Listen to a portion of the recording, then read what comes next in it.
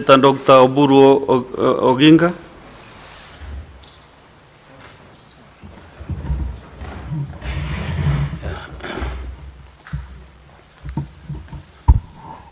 Thank you, Mr. Speaker.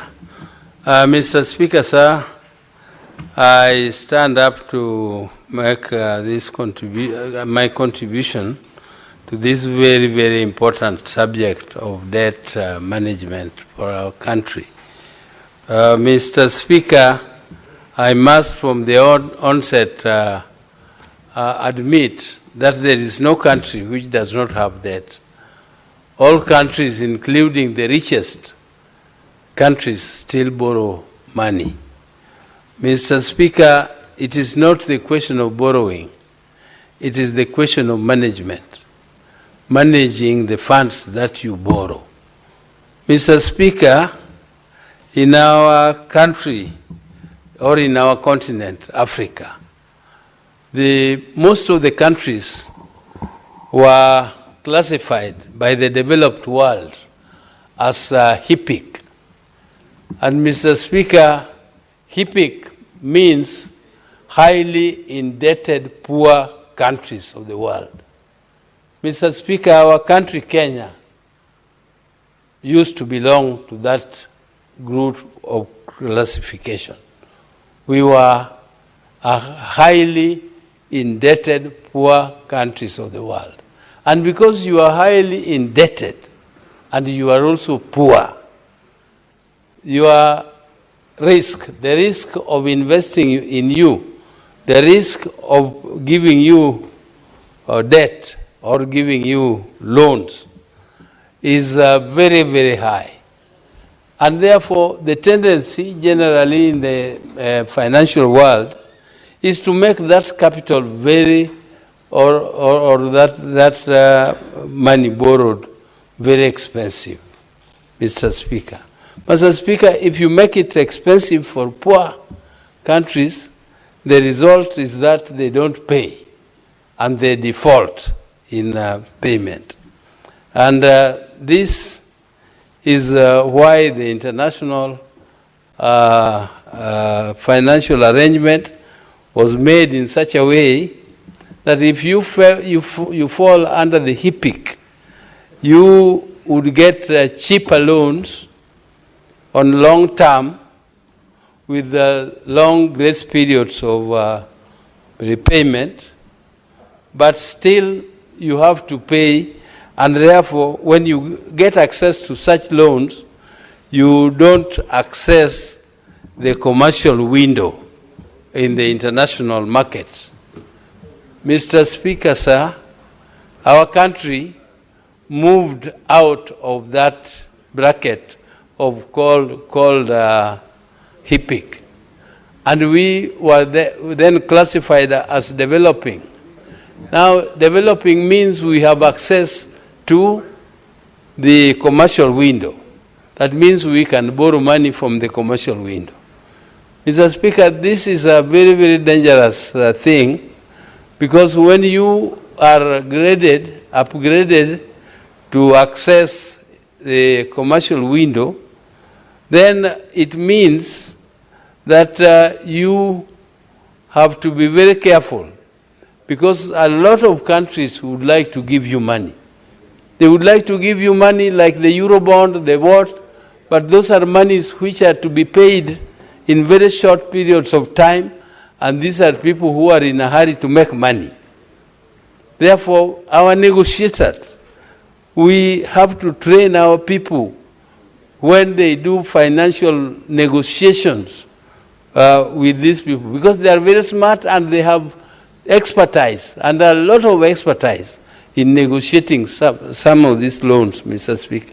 So you find that some of the loans are skewed, even though the policies were there. The policies which were there when I was there was, Mr. Speaker, sir, one of them was that any loan which does not contain a 35% grant within it was not touched by our government. Mr. Speaker, I don't know whether this policy is still there or not, But it was one of the things which was now making us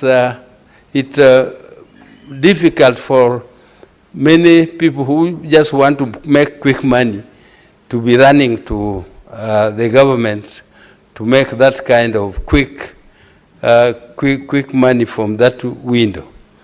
Mr. Speaker, sir,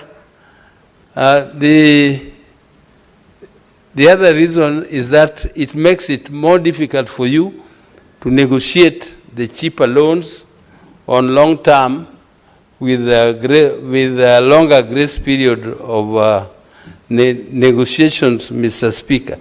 But, Mr. Speaker, some of these people who give cheap loans, some of these multilateral institutions, they are very, very sensitive, Mr. Speaker. And there are a lot of projects in our country which are stalled, not for any other reason, but because of activism. Sometimes, I don't know, restriction. There's a lot of, when there is a lot of activism, for instance, if you query and there is an issue coming out that the people there have not been properly consulted on some issues, or even issues of what you call aesthetics. Somebody comes and claims that this project is being implemented on my land where I buried my grandfather, and I have such a great attachment to that grandfather that this project is actually interfering with enjoyment of that right to have our grandfather's grave. That alone is enough to stop a project, and it takes more than a year to renegotiate and get that project back. I can give you an example. The Sondo Miriu project, there was just some activism. There are some people who wanted their voices to be heard. And when they raised it when the project was already on, and it took more than a year. The JICA funders who are funding that project in Japan took that matter to Japanese parliament and said that the locals are not are complaining about the land, that they have some attachment to it and they were not properly consulted. It took more than a year to renegotiate for them to come back. And that happens with World Bank projects, it happens with this. And I hope that some of these issues which sometimes occur are well taken care of by the implementers of these projects in our country, so that we don't get such delays in implementation. Because when you get delays in implementation, the interest keeps on accumulating. And even for that period when the project is stopped, the interest will continue to accumulate, and the taxpayers, the Kenyan taxpayers, will pay heavily for such incompetencies. Mr. Speaker, sir, it is very, very important that we look for alternative ways of development. We cannot concentrate on one way, which is just loans and raising the taxes. We can raise taxes. We can get loans, Mr. Speaker, but it might not be enough. There is a lot of money in the private hands. We need to tap that money in the private hands and use it for development, for the development of our country. It is being done in America. If you go there, you find big, big highways. They are all tall highways. They are tall highways, and these are built by private sector. And they developed systems of PPPs, public-private partnerships, long time. It took Kenya a very long time to develop policies which were acceptable to the private sector, to start utilizing the PPP principle. Mr. Speaker, it started here just about 10 or so years ago. And this is an area which I would have advised our people to use effectively in comparison to negotiating too much, raising our debt levels too high. Mr. Speaker, the PPPs in infrastructure of roads, infrastructure of water, infrastructure of electricity and energy generally is something which is very, very handy, particularly in developing countries like India. India has very, very effectively used the PPPs, and we should take that example. If in Kenya there was one which was not very transparent, the Senate took the lead, Honorable Nyonka took the lead here in fighting for the rights of Kenyans to know what is happening, because it was not all that transparent. But that is a lesson to us. It is not because the PPP is wrong. I don't think Honorable Nyonka was fighting against the PPP principle. He was fighting against the transparency in the implementation of the project, so that people know that they are getting value for their money, so that those who can also do the same thing are given opportunity to compete and participate in those projects. And Mr. Speaker, sir, I sincerely believe that if we go this way, if we develop this system, it will help us to reduce our debt level. And I also want to commend Honorable Ngatana. He stressed very much on the issue of keeping records and digitalizing management of debt. This is long, long overdue. And Mr. Speaker, this is something which was started long when I was still there. And I'm quite surprised, Mr. Speaker. There must be something, something somewhere. Why this has not been done fully up to today? That is the way to go. And there must be people there who are either benefiting or I don't know for what reason, that has not been digitalized fully up to now, and it is recommended in the report that should be done as by yesterday. It is something which should be completed, and it is not something we should continue arguing about.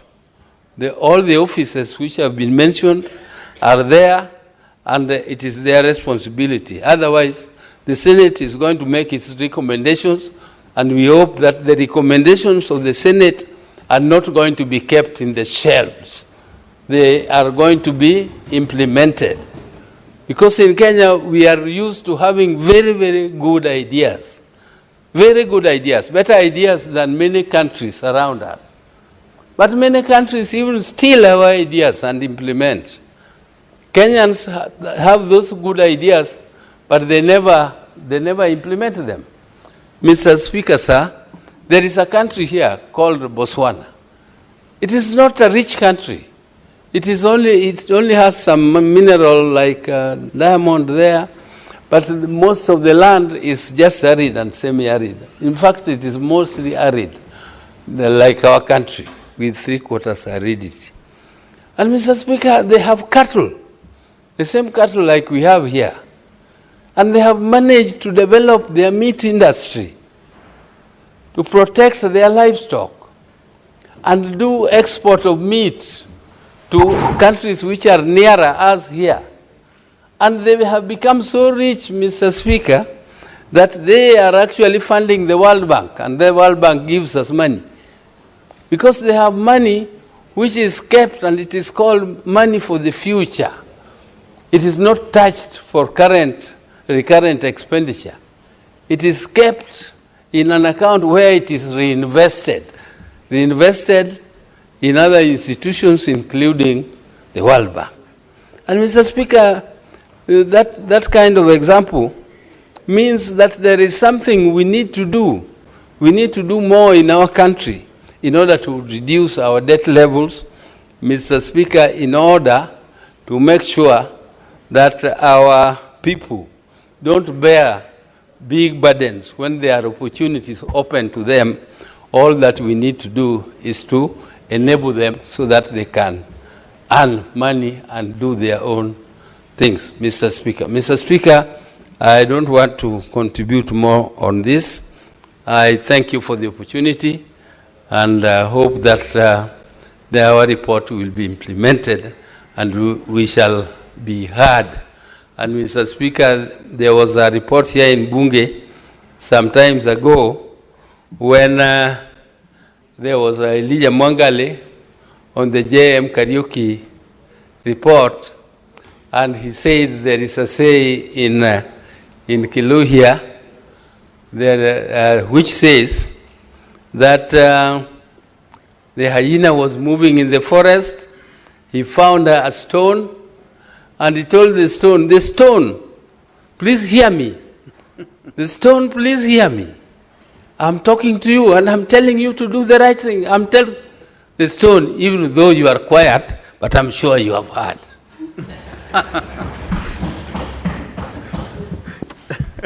Thank you for that story.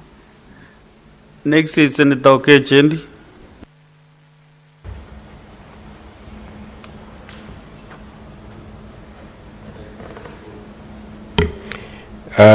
Mr. Speaker, it seems that we were supposed to go to the other side where probably there will be some stones. But I'm glad you have come to me, because I'm certainly not a stone. I've heard about what Senator Oburu has said, and I'm going to contribute more to